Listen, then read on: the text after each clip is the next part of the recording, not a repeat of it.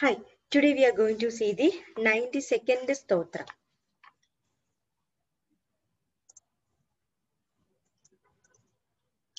Dhanurdharo dhanurvedo dhandodayamidadamaha aparajida sarvasaho niyanta niyamo yamaha. Dhanurdharo. Dhanur means the bow. The bow and arrow, that bow is called dhanur. Dhara means one who is wielding it or who is owning it. So Dhanur Dhara means Bhagavan is the power who is holding the or wielding the bow.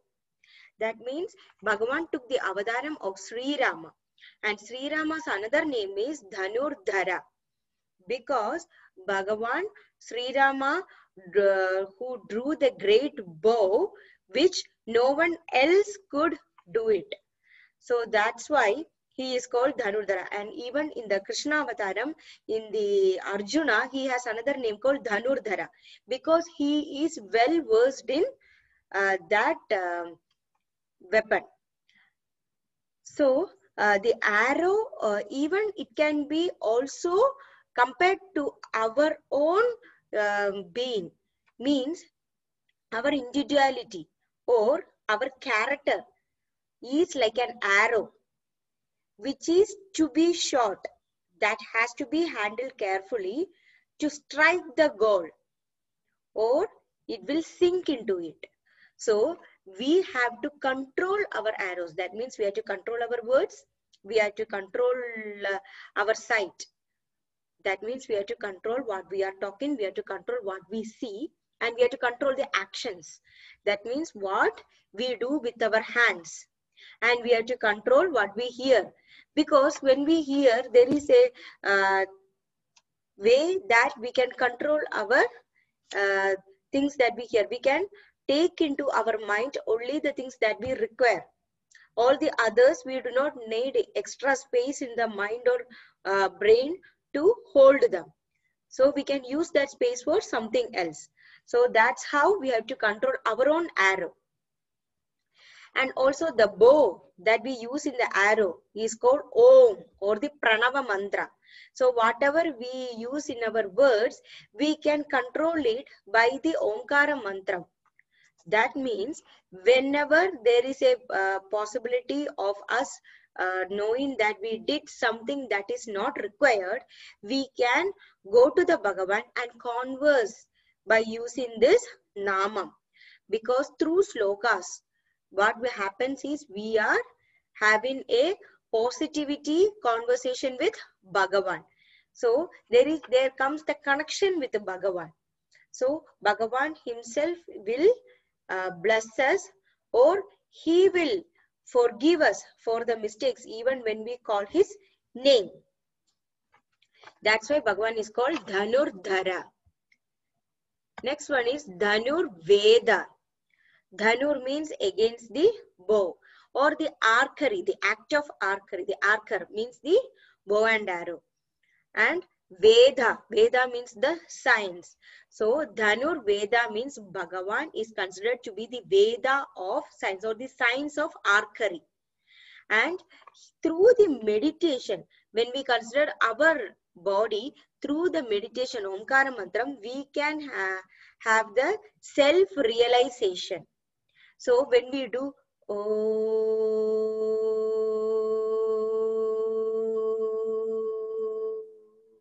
so that takes us to a very quiet way. It is taken all our concentration to a single sound, Om.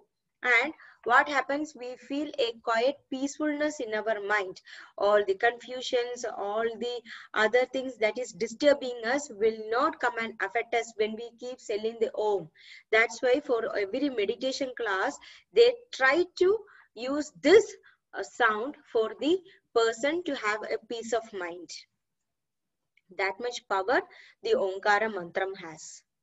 It's called Pranava Mantra. Pranava means first. So when Bhagavan was here, even before he created the Brahma, the Omkaram sound was created. So that's why it has that much value. Dhanda. Dhanda means punishment. That means dhandikkirathu. Means who is giving punishment to the person or human or the being who is following the adharma. So whenever you follow adharma, you will definitely have the punishment. We think that, yeah, the person who is a neighbor or a friend or a relative, they keep on doing adharma, but they are never punished. Let me tell you, when you see someone is not punished to following adharma, we have a possibility of following that. Why not we? But that is not correct. When the adharma, people who follow adharma, on the peak of the time, they will get punishment. They will just have to fall to the pitch which they cannot come out. So what happens? We always think that there is a neighbor, friend, or relative who is having everything to satisfy himself. He doesn't, even if he doesn't go to work, even if he doesn't do anything, he has everything to the satisfaction, the family, the kids, the property. But it is not his capability. It is his Purva Janma Punya Phalam. That means in Purva Janmas, he had done that much goodness. That's why this Janma he is having all the sufficient things. But let me tell you, we already know that if they do all the good things, sharing and everything, why don't they get moksha?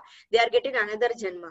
The answer is they did all the good things, sharing and everything, but they did not realize the Bhagavan, or they did not self-realized, or they did not realize the power of soul.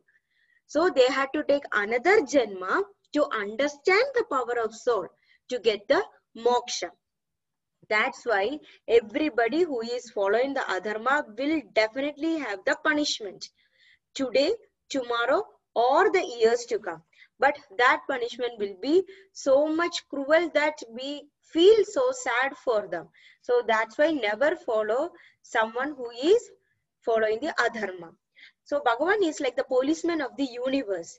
He is kingship, that is king of kings in the entire limitless universe, who is holding the total royalty that he can give the punishment to certain human and nobody is there to question him, because Bhagavan knows who deserves what. Next one is Damayida. Damayida means Danda means punishment, but Damayida means the controller. Means he can punish the wicked and he can destroy the sinners. And Bhagavan regulates and cultivates the life in universe, because Bhagavan is forming the universe like a garden where he wants all the beings to be the blossoms of it with spiritual beauty. So Bhagavan is expecting everybody to follow dharma. But due to the maya, due to the circumstances, due to the surroundings, due to all the disturbances, the glamour, all the things that is deviating our sense organs, that we became contaminated. That's why Bhagavan is the Dharma Yida, who has the power to punish. Dharma. Dharma means Bhagavan, what happens when he is given punishment to the being who is following the adharma, he is not happy. Bhagavan wants everybody to follow dharma. So when he is given the punishment, Bhagavan is making sure he is experiencing the what mistake he had done, and he is starting to follow the dharma so that he can understand or realize the self, and he can take the path towards the Bhagavan. So that's why he is called, Bhagavan is called Dharma, who is showing the correct path to everybody, especially the beings who are following adharma. Next one is aparajita. Jita means to win. Apara means other, opposite of self. So aparajita means who cannot be defeated. So Bhagavan is the power who is invincible. That means he has the power who is always victorious. That means he is asserting every bosom. He is helping every being he created to come towards the spiritual way.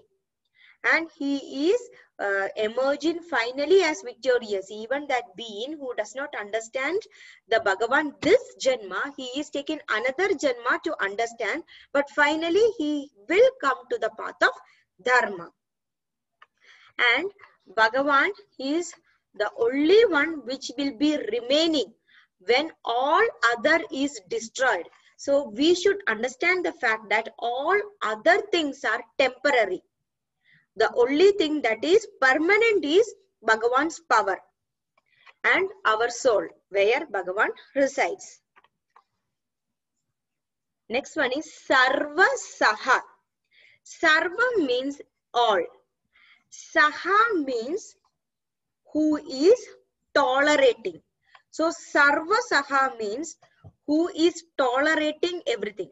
So Bhagavan is the power who is carrying the entire universe in himself. So Bhagavan is kind of heroically destroying all the inimical impulses. Bhagavan is trying to destroy every emotions that make us deviate from the dharma. So Bhagavan, for us as a being, our main enemy is the lust or the unspiritual emotion. So we have to fight against that enemy.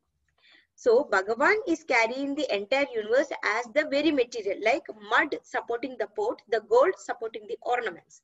So in the same way, we have to differentiate between the real thing, permanent thing, and the temporary thing. So then we will understand the power of Bhagavan to navigate towards that target, that is the Vaikuntha. Next one is, we call it as Aniyanta. That means Niyanta means control. Aniyanta means nobody is there to control him. That is, Bhagavan is the power who doesn't have anyone above him to control. That is, Bhagavan is the sole power who is appointing others as a controller. For example, he is giving the control to sun, moon, air, water, and thus he is giving all the necessity things that a being needs to survive. That's why Bhagavan is called Aniyanta. Nobody to control above him. Next one is Aniyama. Niyama means laws. Aniyama means Bhagavan is not under the laws. He doesn't have any laws, but he himself is the laws. He is the law and he is the law giver. He is not under any law because he is the supreme power who decides what is law. So when someone is going towards the path of dharma, he is leading him and he is governing the others to come to the path of law. Next one is Ayama. Yama means death. That's why the king of death is called Yamaraja. Yama means Bhagavan is a power who knows no death. So if there is no death, they are called Ayama. Because Bhagavan is eternal. Death does not come and act in Bhagavan. So there is no time, no change, no death for Bhagavan. That means that is the pure consciousness that is illuminating everything. So Bhagavan is beyond time, beyond death. So as a being, we all have a fear of death. So what happens? We all have a calculation that we all will live for a very, very long time. So our calculation will be, okay, we have next 40 years of life or 60 years of life. So we will plan that way. So the fear of death will be there for us because we have been doing lot of to-do list. So when we think of the death, we will always make sure that we tell to our mind that it is not coming nearby. So that we have to finish all the to-do things, to-do list things, and we have to complete lot of responsibility. So what will happen? We will keep postpone it, thinking that, okay, I have a very long life so that I can finish everything. So it is like Nala, Nala, Neela, Neela. That means we say it tomorrow, tomorrow. It will be like going for a long time. There's a story behind it. It's said like for the Pillayar, who is the Shiva's first son, Ganapati. So for him, when it was a time for him to marry. When he went and asked to his parents, they told that, okay, you will get married tomorrow. So you will get married tomorrow. So every time whenever he goes, they will say you will get married tomorrow. So what happens that tomorrow never came.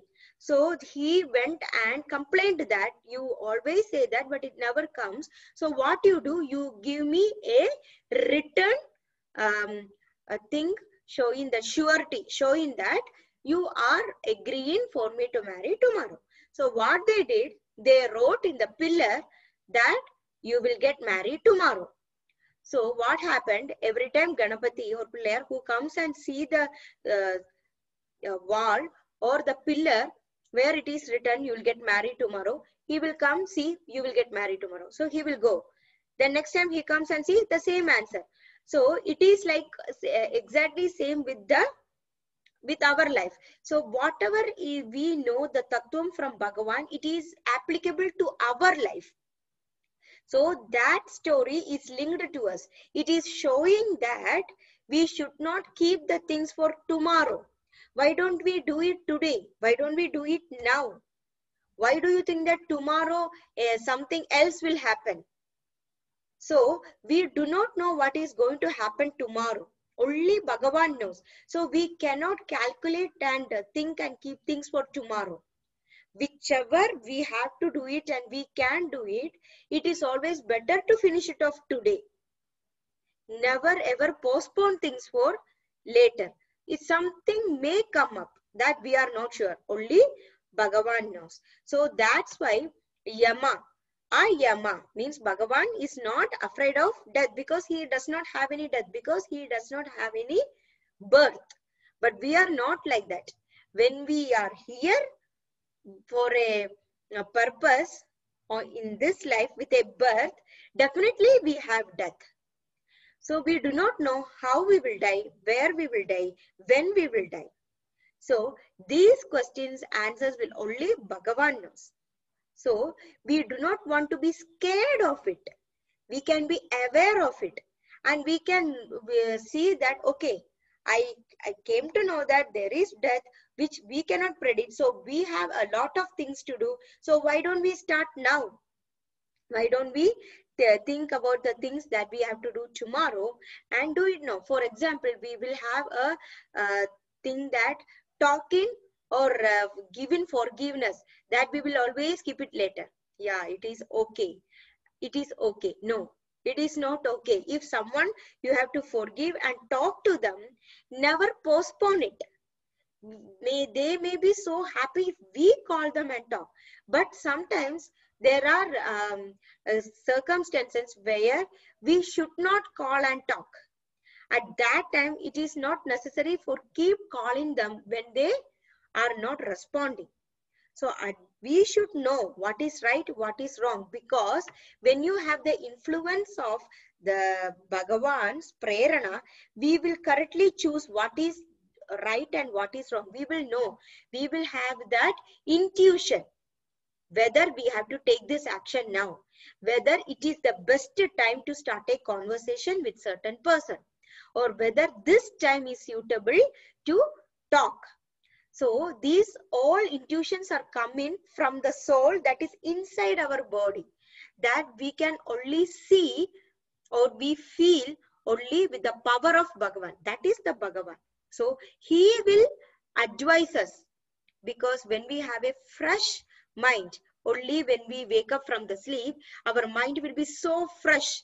That will be the Satvika mode.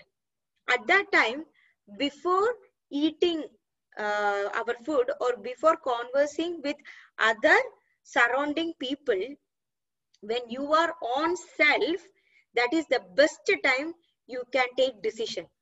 So when we do prayers also, it is always advisable to do it early the morning. When we do 5 minutes the morning, you wake up and take bath, that is equivalent to 3 hours that you do at evening.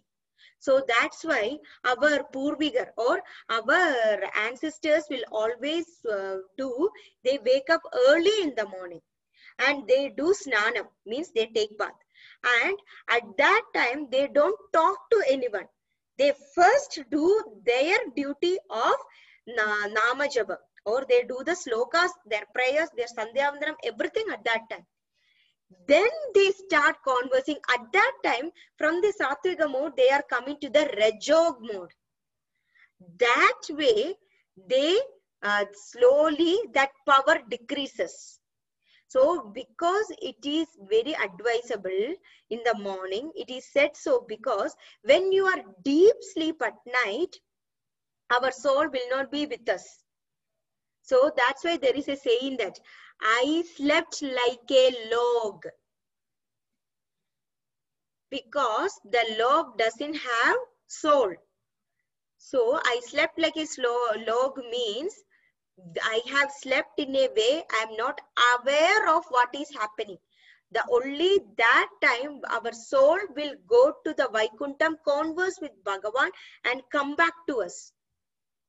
So deep sleep mode, every day we are connecting with Bhagavan, we do not realize. It takes time for us to realize the connection between us and Bhagavan. Bhagavan is always connected to us every day. We are not aware of it. We have to start learning about it or knowing about it. At that time, there is a very, very mutual connections that is occurring between us and Bhagavan. So we are seeing the names: Dhanurdhara, Dhanurveda, Dhanda, Dayamida, Dhamma, Aparajita, Sarvasaka, Aniyada, Animyama, Ayama. So we'll be reaching 866th Namam of Vishnu Bhagavan. Dhanurdharo, Dhanurvedo, Dhando, Damayida, Dhamaha, Aparajida, Sarvasako, Niyanta, Niyamo, Yamaha.